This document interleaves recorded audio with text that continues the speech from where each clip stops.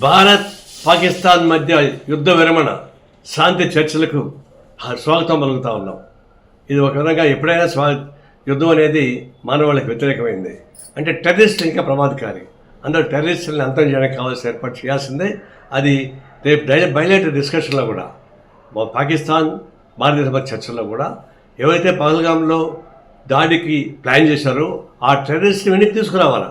ఎందుకంటే గతంలో బాంబేలో హోటల్ పైన దాడి చేసిన టెర్రరిస్ట్ వెనక్కి తీసుకొచ్చారు కదా, అదే పద్ధతుల్లో వీళ్ళని కూడా టెర్రరిస్ట్ కూడా వెనక్కి తీసుకోవాల్సిన అవసరం ఉంది.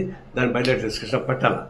ఇంకొకటి, ఇప్పుడు శాంతి చర్చలు కొనసాగిస్తున్నాయి కదా, మరి ఒకప్పుడు నేను చెప్పిన దాన్ని నాకు నారాయణ పాకిస్తాన్కి పంపిస్తానని చెప్పేసి కొంతమంది బీజేపీ నాయకులు అవాక శాఖలు వాగారు.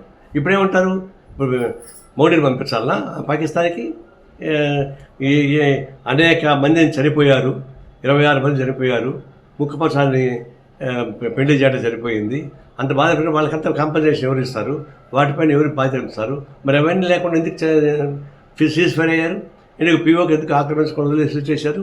ఇవన్నీ చూసినప్పుడు మీరు ట్యాక్టిఫుల్గా భారతదేశం అడ్డం పెట్టుకొని చేసే వ్యాపారం తప్పకుండా నాకేం కనపడలేదు. సిన్సియర్గా మేము టెర్రరిస్ట్ పైన దాడి చేయమని గట్టిగా చెప్పిన దానికి మమ్మల్ని అపార్థం చేసుకుంటారా? నేను తీవ్రంగా నిరసిస్తున్నాం. ఈ శాంతి చర్చను స్వాగతిస్తాను.